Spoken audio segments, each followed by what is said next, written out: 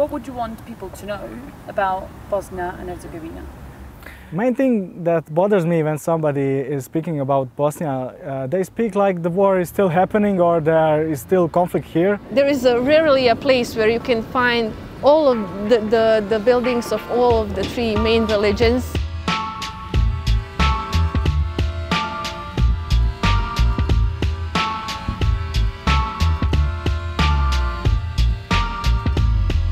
My name is Selma, I'm 24 years old and I'm a Bosniak. I finished my BA in Political Science and Sociology and I'm currently on my Master's Studies in International Relations.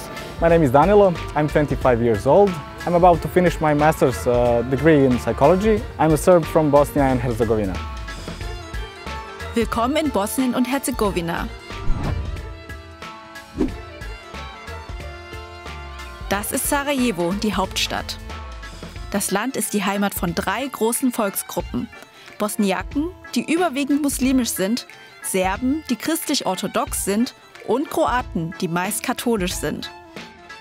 Heute besteht das Land aus 2 Teilen, aus der Föderation von Bosnien und Herzegowina, wo hauptsächlich Kroaten und Bosniaken leben, und der Republika Srpska, in der über 80% der Bevölkerung serbischer Abstammung sind.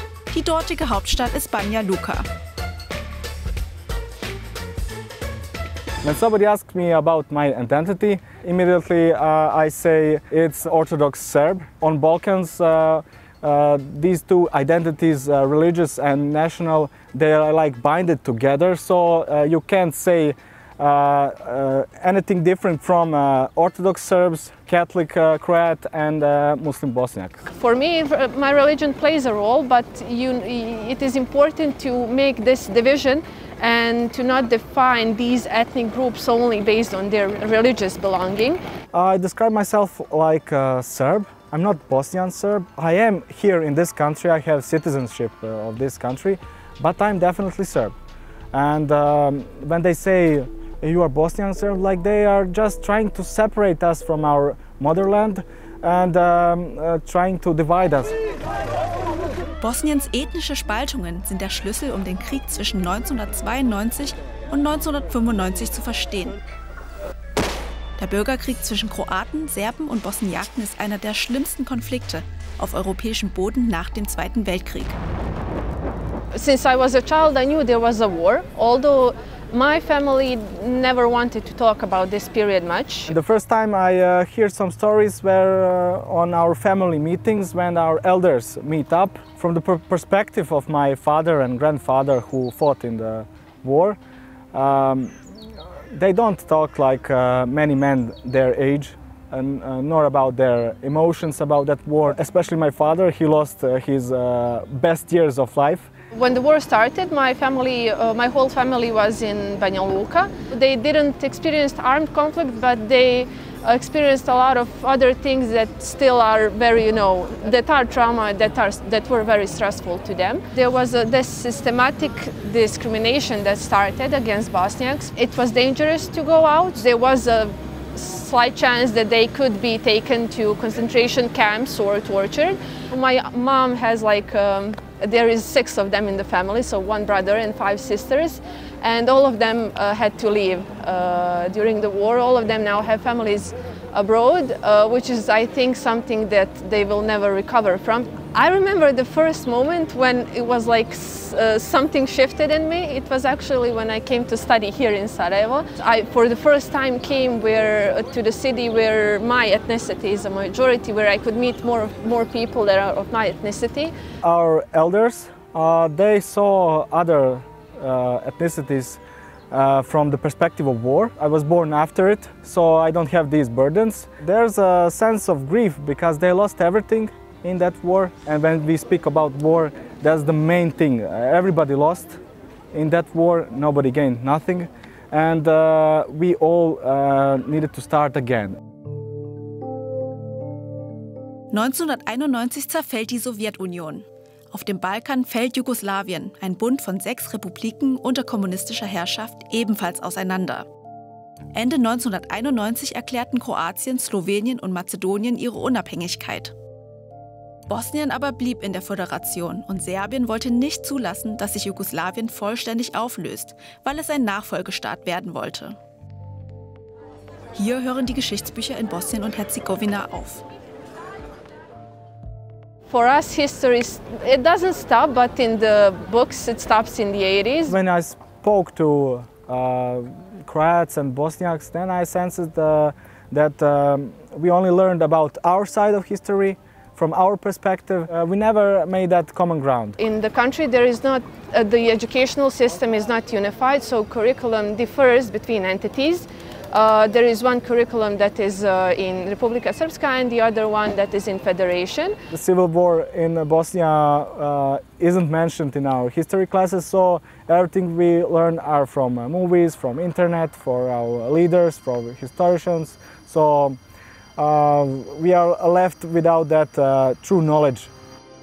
Als sich Jugoslawien auflöste, wollte keine der 3 ethnischen Gruppen der Sozialistischen Republik Bosnien und Herzegowina in einem Land leben, das von der anderen Seite kontrolliert wird. 1992 erkannte die UNO die Unabhängigkeit Bosniens an. Und das gefiel den Serben nicht. So begann der Bosnienkrieg. Im April 1992 griffen jugoslawische und bosnisch-serbische Truppen Sarajevo an und belagerten es fast 4 Jahre. In 1992, the whole city hall was set on fire and more than 2 million books and archives and documents vanished in the flames. So the whole building was completely ruined and they rebuilt it. It's an important part because it shows how the war was more than, just a mere conflict of misunderstanding. It was about, ruining all elements of one identity, of one culture, because what else can prove your existence and what your identity than history, language, literature. Die Kämpfe dauerten 3,5 Jahre. Alle Seiten verübten Gräueltaten, Allianzen zerbrachen und es entstanden Kriege innerhalb des Krieges. Die internationale Gemeinschaft verhängte Sanktionen, zögerte aber einzugreifen. Die UNO hielt sich größtenteils an ihre friedenserhaltenden Grundsätze und richtete 1993 im ganzen Land Schutzzonen für die Zivilbevölkerung ein. Am 11. Juli 1995 marschierten bosnisch-serbische Truppen in Srebrenica ein, wo Tausende von Bosniaken unbewaffnet Zuflucht gesucht hatten. Die niederländische Friedenstruppe konnte nicht verhindern, dass bosnisch-serbische Truppen 8000 bosniakische Männer und Jungen systematisch hinrichteten. Das tödlichste Massaker auf europäischem Boden seit dem Zweiten Weltkrieg.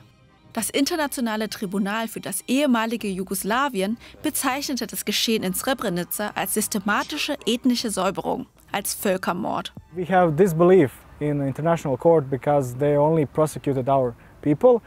But the real thing is that if we say that is genocide and it say that we did it, they not only want to do that, they just want to put label over our whole nation and the claim that we are aggressors, that we wanted to cleanse the whole Republic of Srpska of them, and that's the not complete story. That's the main problem. I don't want to glorify war crimes that are committed. I just want to say that the perspective is much larger. There is a substantial difference on how different ethnicities see the war, and I'm not sure whether there can be any kind of, middle ground on which they can agree, because Bosniaks suffered a lot. When someone tries to deny something you experienced, then I think it hurts even more, and that's why it's a really, sensitive and difficult situation. Etwa 100.000 Menschen starben während des Krieges. Schätzungsweise 70–80% von ihnen waren bosniakische Muslime. Etwa 2 Millionen Menschen wurden vertrieben. Der Krieg endete 1995 mit dem Dayton-Friedensabkommen, das von den USA, unterstützt von europäischen Ländern und Russland, vermittelt wurde. Kroaten, Serben und Bosniaken einigten sich auf Frieden und auf einen souveränen Staat. Bosnien und Herzegowina. We were Yugoslavs, and after war we faced the harsh reality because Croats before war and after war they still had their identity.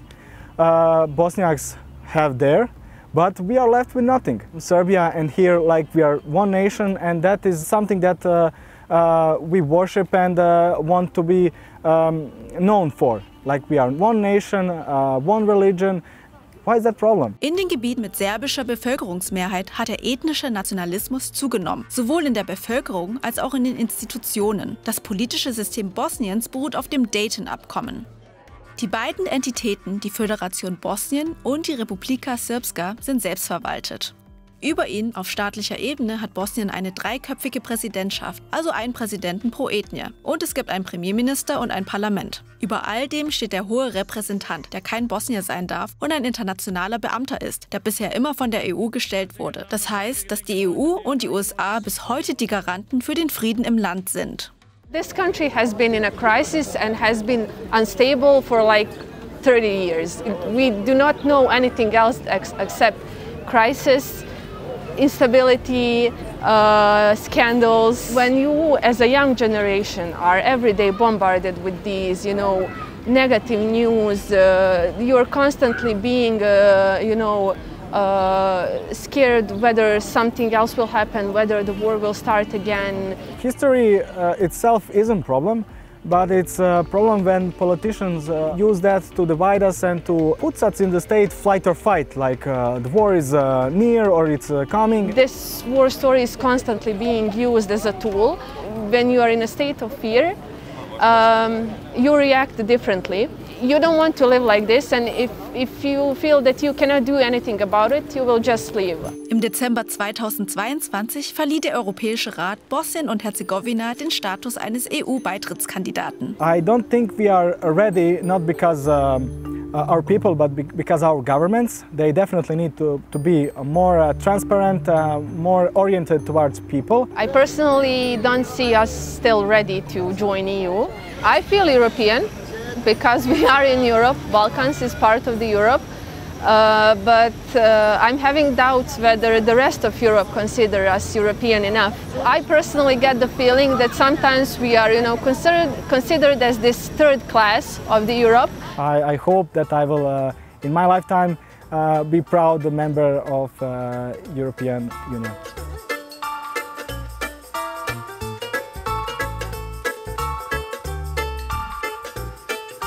I'm going to try everything I can to build a life here that is decent, that is worth of a human being, that you can earn enough, live a normal life, build a family.